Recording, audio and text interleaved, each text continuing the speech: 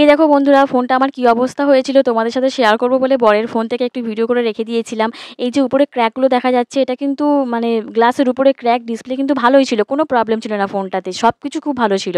হঠাৎ করে একটা কর্নার দিয়ে কালো হতে হতে ডিসপ্লেটা এমন হয়ে গেল, টাচ করছি কোনো কাজই করছে না, প্লাস কিছু দেখাও যাচ্ছে না। তো মনটা আমার খুবই খারাপ ছিল, কী করবো ভেবে পাচ্ছিলাম না। আর এর মধ্যে অনেক ভালো ভালো ভিডিও, ভালো ভালো ফটো, অনেক ভালো ভালো স্মৃতি ছিল, তো সেগুলো আমি কী করে রিকভারি করবো, আমি এটা নিয়ে খুব ভাবনায় ছিলাম। আর ও বলছে, "চিন্তা করো না, এটা ডিসপ্লে চেঞ্জ করলে ঠিক হয়ে যাবে।" তো যাই হোক, দোকানে দিয়ে এসেছিল, দোকানদারও বলল যে এটা ডিসপ্লে চেঞ্জ করলে মোটামুটি ফোনটা ভালোই হবে। তো কয়েকদিন দোকানে ফোনটা ছিল। তারপর আজ মেয়ের জন্মদিন, আজ দেখি বেলার দিকে রান্নাবান্না করছি আমি, তো দেখি ও ফোনটা এনে দিয়েছে। কারণ ও জানে আমি একটু ভিডিও করতে ভালোবাসি, ফটো তুলতে ভালোবাসি। তো আমার মনটা সকাল থেকে ভীষণ, ভীষণ খারাপ ছিল আজকের বিশেষ করে। তো ও এরকমভাবে ফোনটা আনবে আমি ভাবতে পারিনি আজকেই।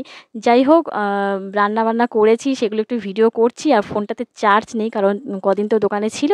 তো ফোনটা আমি চার্জে দেবো। যতটুকু করেছি একটুখানি ভিডিও করে নিয়ে তোমাদের সাথে শেয়ার করলাম, বাকিটা আবার পরে শেয়ার করব।